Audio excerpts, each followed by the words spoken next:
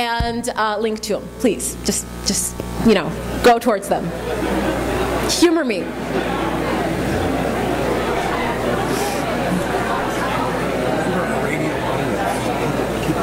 Okay. Okay. Fantastic. I see some good connections being made.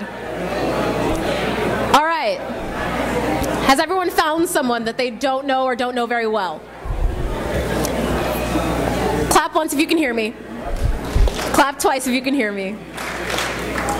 Clap 3 times if you can hear me.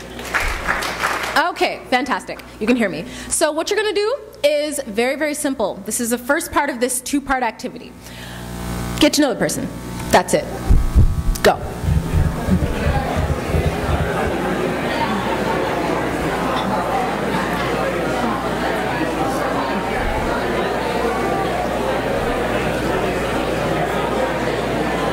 Sounds like there are some good conversations happening.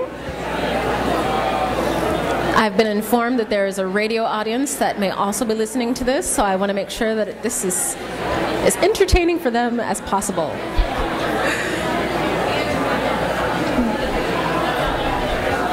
I see a lot of nodding heads.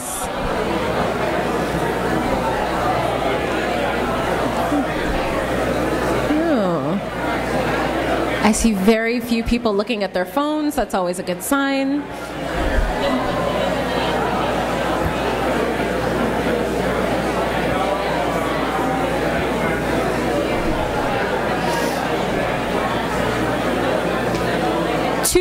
Minutes.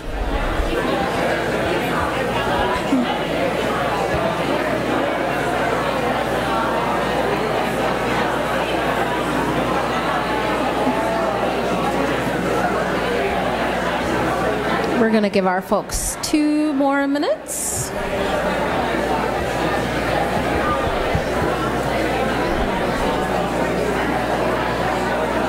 And if you're listening over the radio, there's not just craziness happening.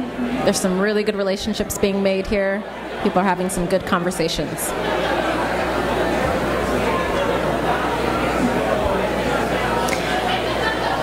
All right. Okay. All right, folks. I'm going to make you clap if I don't have it. Okay. So stay where you are. Don't go back. The second part of this 2-part activity goes a little deeper. I want you to ask your partner, or if you're in, threes, ask each other, if your life were a book, what would it be called and why? If your life were a book, what would it be called and why? And I've had to do this before, so I know it can be tough, and I know you're looking at me like, why are we doing this? But I promise, there's a reason.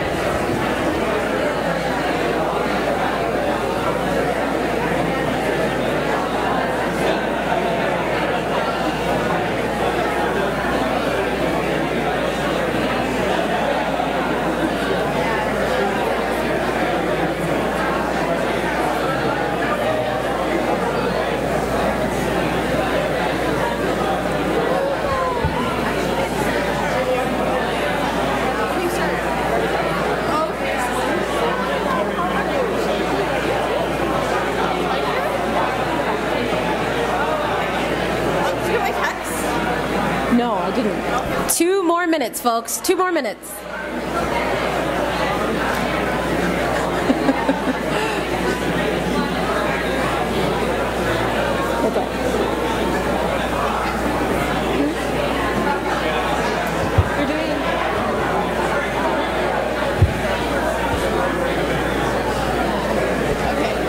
All right, I see heads kind of moving towards the front, so we're going to wrap this up in 30 seconds.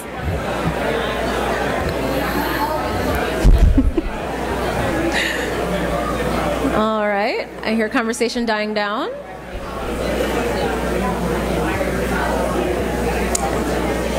Okay, let's wrap up.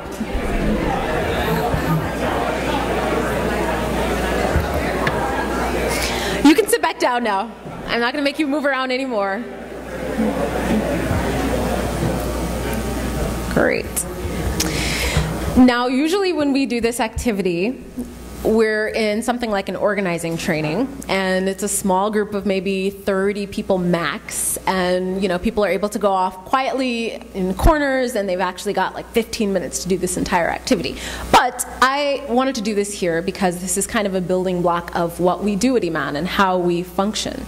So if someone would so kindly tell me what that experience was like for you. What was different about those two conversations that I made you have? First, I asked you to get to know each other, right? And then you had to ask a specific question, and you had to ask the person why.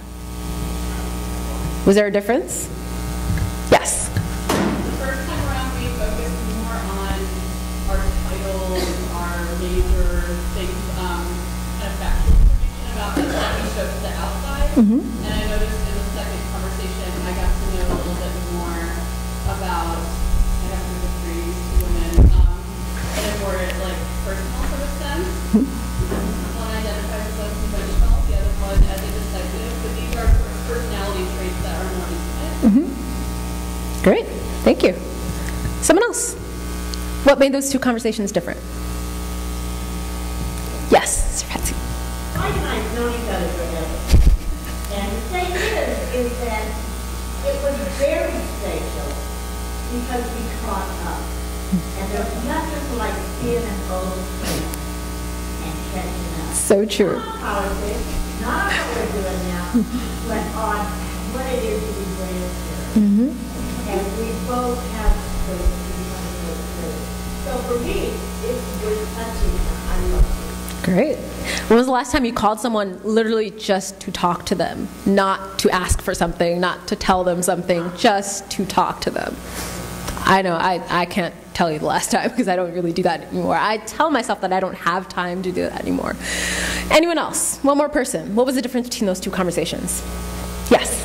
Well, the first one was easy. We were introducing ourselves and we were doing it. The second one would have taken 15 minutes and come to a place where we could first of all process the question ourselves and figure out what it is we think is in us and then be able to tell it and say why. It would have taken much more to process the question.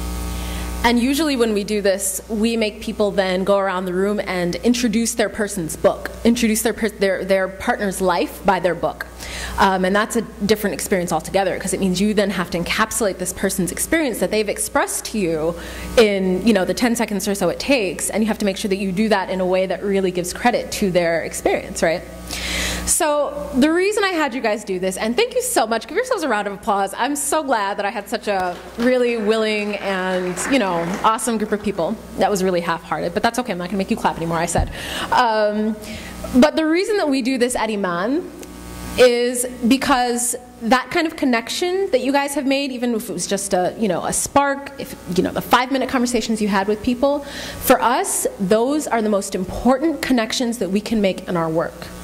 And for us, that is something that everything else is built upon. And so this series is about faith and justice, right? And for us, IMAN is a Muslim-run organization, and that doesn't really mean much outside of the title. Outside of there are a bunch of Muslims that actually work at IMAN. There are also people that are not Muslims that work at IMAN. But what drives our work is this spirit of compassion, is this spirit of togetherness, of unity, of justice for everyone in the world. But something that is really the basis of that, it comes from a verse in the Quran that we quote to folks. I'll read you the Arabic. يا أيها الناس إنا خلقناكم من ذكر وأنثى وجعلناكم شعوبا وقبائل لتعارفوا إن أكرمكم عند الله أتقاكم إن الله عليم خبير. And the part in here that's really the kind of poignant portion that we pull out is this word right here, لِتَعَارَفُوا. It means to know one another.